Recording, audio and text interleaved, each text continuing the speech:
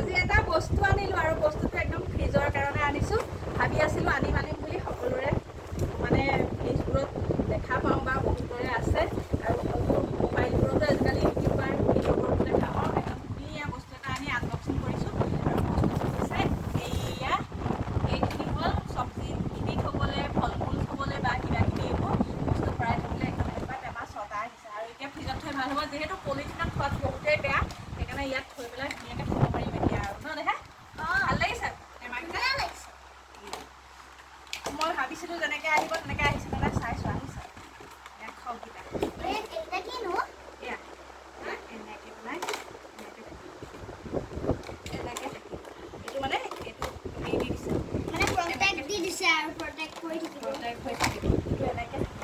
আৰু এইবোৰ ভাল লাগিছে কিন্তু ন দেখা ধুনীয়া লাগিছে